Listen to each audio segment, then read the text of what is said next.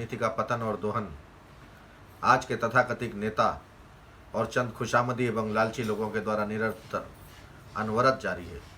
अपने निजी स्वार्थ लालच के कारण राजनीति में जनता द्वारा चुने जाने के बाद भी जनता से विश्वासघात करके चुने हुए प्रतिनिधि, हमारे जनप्रतिनिधि, निजी स्वार्थ की पूर्ति के लिए तो कभी विदेशी के हाथों में बिककर सत्ता बनाने और बिगाड़ने का खेल बड़ी बेशर्मी से खेल रहे हैं।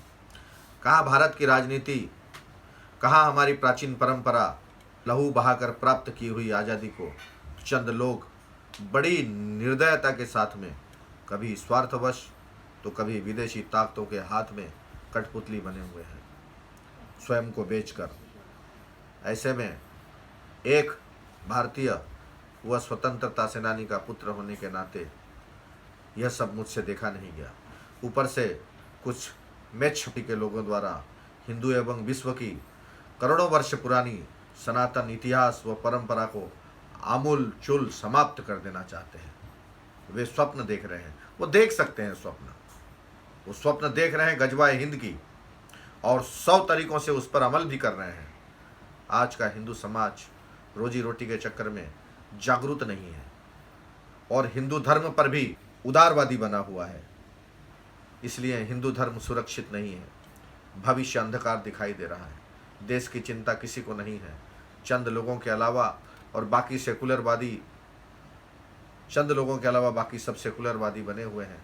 भारतवर्ष के तमाम ऐसे संगठन अपने अपने स्तर पर कार्य कर तो रहे हैं, हिंदुओं के लिए कार्य कर तो रहे हैं, मगर वो बेअसर है, उसका कोई परिणाम नहीं होता दिखाई दे रहा है। कुछ हद तक भाजपा भी कोशिश कर रही है, परंतु वह काफ़ी नहीं है।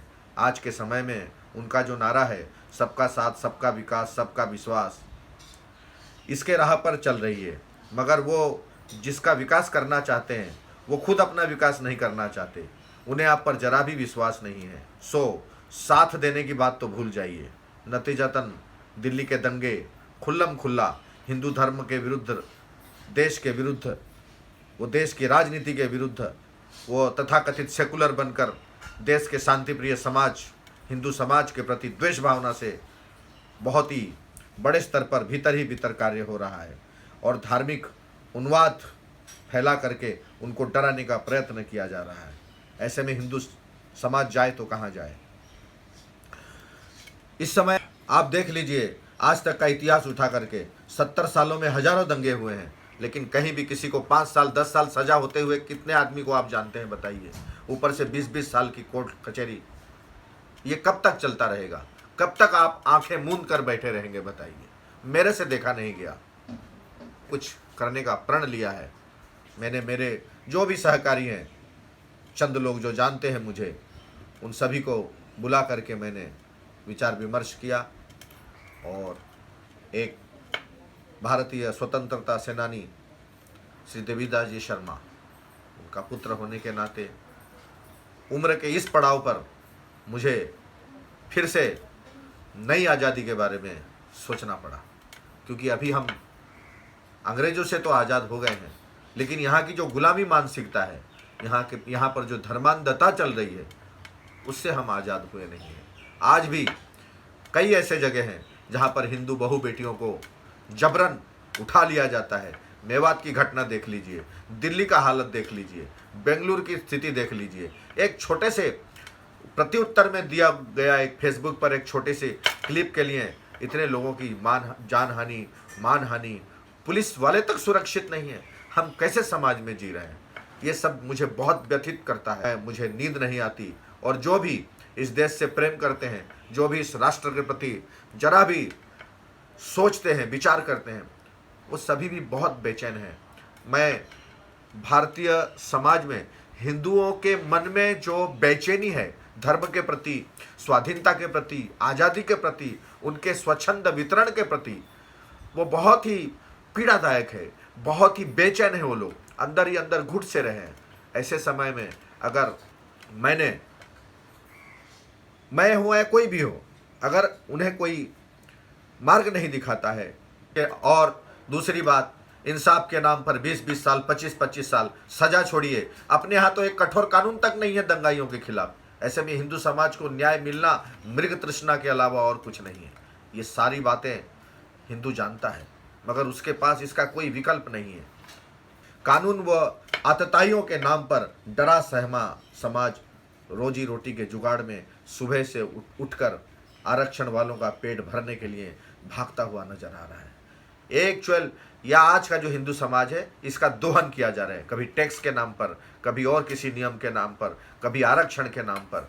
जिन लोगों को आज मैं पूछना चाहता हूं, मेरे सभी उन भाइयों से, मैं आरक्षण के विरुद्ध नहीं हूं, लेकिन आरक्षण किसे दिया जाए, कहाँ तक दिया जाए? 70 वर्ष के आरक्षण में बताइए कितने लोगों का भला हुआ है? वास्तव में आरक्षण उन्हें जिन्हें चाहिए था उन्हें आज तक मिला ही नहीं, और उनको जरा भी लाभ नहीं मिला। वरना अब तक तो हमारे ओबीसी भाई, एससी भाई, सारे जो आरक्षण का लाभ उठा रहे हैं उनका भला हो चुका होता। नहीं, ये और भी धरातल पर चले जा रहे हैं। केवल उन्हें भटकाने के लिए उन उपयोग किया गया है, तथा कथित लोग 300-300, 400-400 करोड़ के घरों में रह रहे हैं। इसलिए मैं सभी भारतीय जाति और भारतीय धर्म के लोगों से, जो भी राष्ट्र के लिए विचार कर रहा है, उन सभी से मैं निवेदन करता हूं कि आप आइए इस महान यज्ञ में, और आने वाली पीढ़ी के लिए आप हमारे साथ जुड़िए। और इसलिए हम सभी विचार करके ये एक विकल्प लेकर प्रस्तुत हुए हैं, जिसका नाम है देवताओं के आदेश से बना हुआ भारतीय देव सेना। आइए सभी भाई इसमें संगठित होकर भारत को पुनः सोने की चिड़िया बनाने के लिए, और अपने इतिहास को फिर से पुनर्जीवित करने के लिए, और अपने आने वाले बच्चों के भविष्य सुरक्षित करने के लिए सब मिलजुल कर कार्य करें। अभी तो मोदी जी हैं 5-10 साल, उसके बाद क्या आप फिर उसी के पास जाएंगे जिससे आप बचकर आए हैं? और किसी भी लोकतंत्र में किसी का भी शासन, चाहे बीजेपी का हो और किसी भी अन्य दल का हो, किसी का भी शासन हो, 10 से 15 साल से ज़्यादा लोकशाही में शासन देना ठीक नहीं होता है, उचित नहीं होता है। सत्ता बदलनी चाहिए, परिवर्तन होते रहना चाहिए। और एक सबसे बड़ी बात मैं कहना चाहता हूँ कि कालाबाजारी लोग, 2 नंबर के लोग, ये मध्यम वर्ग का दोहन कर रहे हैं। उस दोहन से बचने के लिए छोटी छोटी सोसाइटी में किस तरह लोगों को सुविधा पहुंचाया जाए, सोसाइटी बनाकर, और भारत सरकार की जो नीतियां हैं उस नीतियों के तहत उन्हें किस तरह से फ़ायदा पहुंचाया जाए। मैं इसके बारे में और भी मेरे वीडियोज़ हैं, आप इस वीडियो को देखिए और हमारे चिंतन में जुड़िए, और हम एक सशक्त हिंदू समाज का गठन करना चाहते हैं। जो भी हिंदू भाई छोटे छोटे दलों में बटे हुए हैं, उन्हें एक ही छतरी के लिए, एक ही छत्र के नीचे हम लोग लाना चाहते हैं, जिससे सभी हिंदू भाई सामाजिक तौर पर सुरक्षित हो सकें, आर्थिक तौर पर प्रगति कर सकें और एक शांतिप्रिय जीवन बिता सकें। हमारा अभियान किसी के विरुद्ध नहीं है, हम सबको साथ लेकर चलना चाहते हैं, लेकिन हिंदुओं को सशक्त करते हुए। जय हिंद, जय हिंदू और जय हिंदुस्तान, जय भारत, प्रणाम।